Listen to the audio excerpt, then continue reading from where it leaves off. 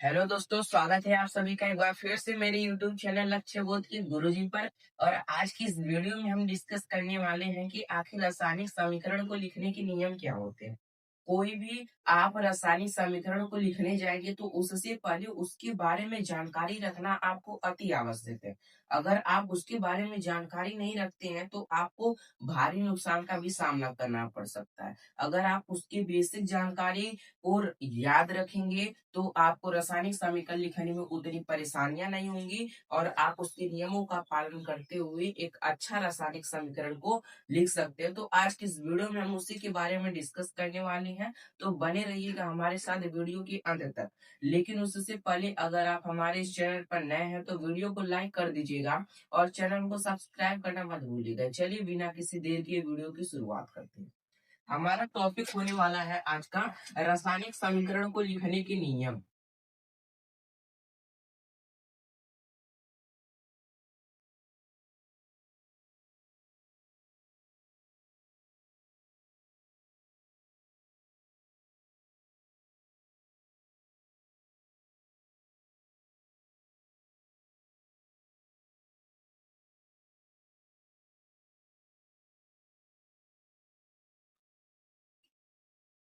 क्या रासायनिक समीकरण को लिखने के नियम आज का हमारा टॉपिक होने वाला है।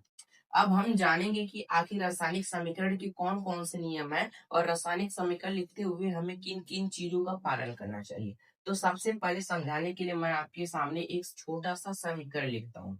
वह समीकरण है,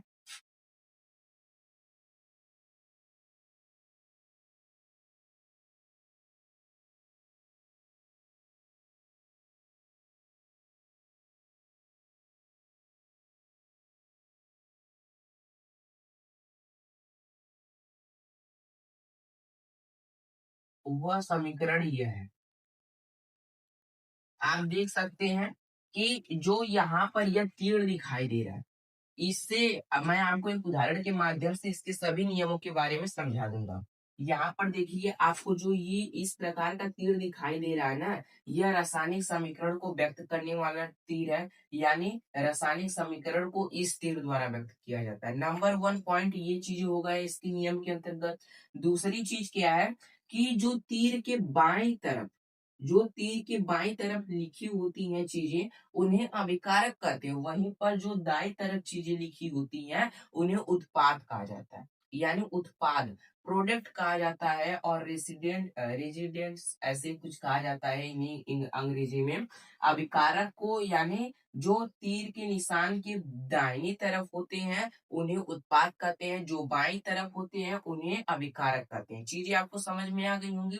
अब तीसरी क्या पॉइंट्स है उस पर ध्यान दीजिए कि जब दो या दो से अधिक अभिकारक रहेंगे तो उनके बीच में आप प्लस चिन्ह का उपयोग करेंगे।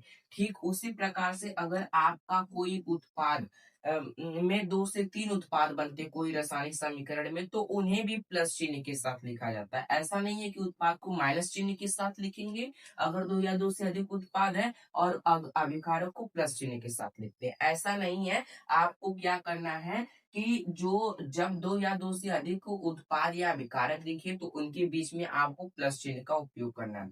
हाँ, माइनस चिन्ह का उपयोग किया जाता है लेकिन वो ऊष्माशोषी अभिक्रिया के लिए उत्तरदायी होती है।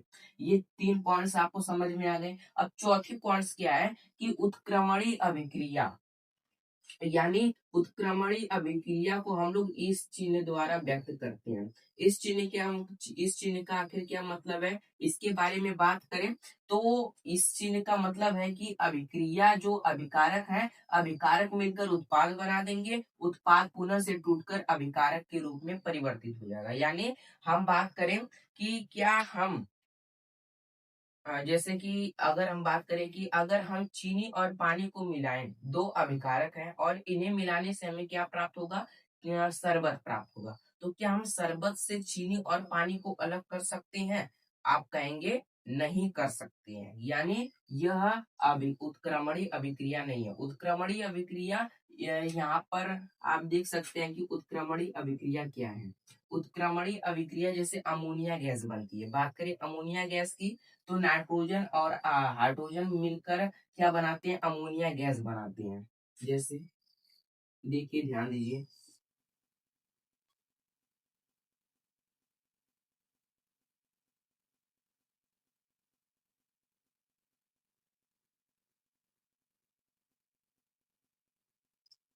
ये हो गया अमोनिया गैस हमारी बन गई। अब अमोनिया गैस इन दोनों के द्वारा बनी तो हम क्या करेंगे, अमोनिया गैस से पुनः नाइट्रोजन और हाइड्रोजन गैस को प्राप्त कर सकते हैं, यानी इससे इसे प्राप्त कर सकते हैं, इससे इसे प्राप्त कर सकते हैं। इसी को उत्क्रमणी अभिक्रिया कहते हैं और इसको इस चिन्ह द्वारा व्यक्त करते हैं। यानी आपको 3 से 4 पॉइंट्स मैंने समझाया, एक बार फिर से सुनिए। वह 3 से 4 पॉइंट्स क्या है। पहला है कि रासायनिक समीकरण को स्थिर द्वारा व्यक्त किया जाता है। रासायनिक समीकरण की दाहिनी तरफ उत्पाद लिखे होते हैं, वहीं पर अगर हम बाईं तरफ देखिए तो वहां पर अभिकारक लिखे होते हैं।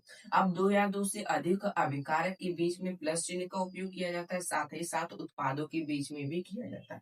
ये तीन पॉइंट्स हो गए। चौथे पॉइंट्स क्या है कि उत्क्रमणी अभिक्रिया को इस चिन्ह द्वारा व्यक्त किया जाता है। यहाँ तक आपको चीजें लिखनी होंगी। अगर आप यहाँ तक चीजों को लिखने में सक्षम है तो समझ लीजिए कि आप 2 से 3 नंबर प्राप्त कर सकते हैं। पहली पॉइंट क्या है कि रासायनिक समीकरण को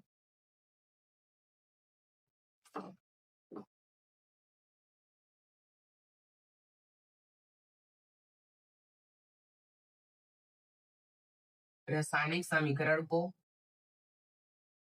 इस चिन्ह द्वारा व्यक्त किया जाता है।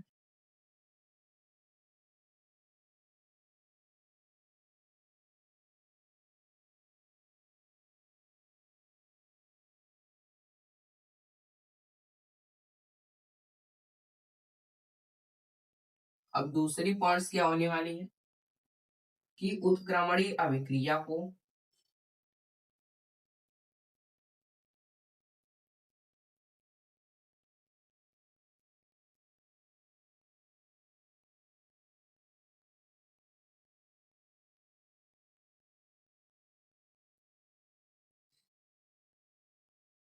इस चिन्ह द्वारा व्यक्त करते हैं।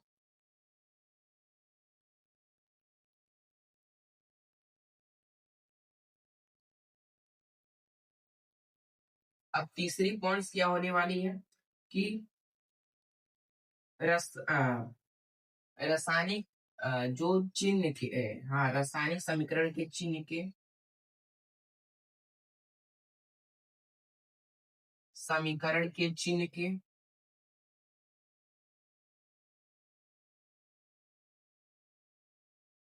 बाईं तरफ अभिकारक होते हैं।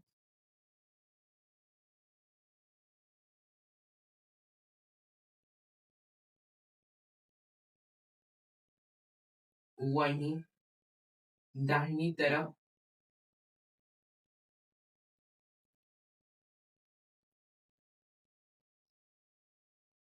उत्पाद स्थित होते हैं।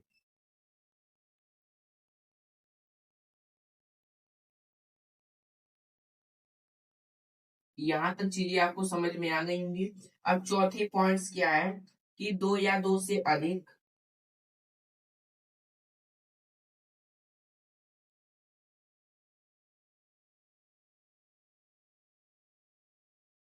अभिकारक या उत्पादों को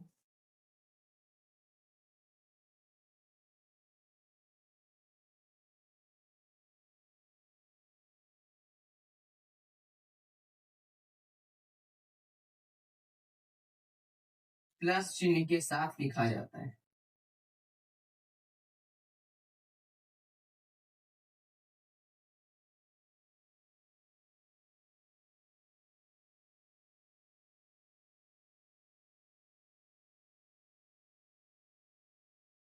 अब अगर आप चाहते हैं तो एक उदाहरण में एक आप जो मैंने आपको यहाँ पर बताया है ये लिख सकते हैं, जैसे H2 + Cl2 is equal to HCl। हाँ आपको ध्यान रहे कि इसका नाम भी आपको नीचे लिखना है अगर आप बोर्ड एग्जाम में लिखते हैं तो। यहाँ पर हाइड्रोजन, यहाँ पर क्लोरीन और यहाँ पर क्या हो जाएगा, हाइड्रोजन क्लोराइड या फिर हाइड्रोक्लोरिक अम्ल।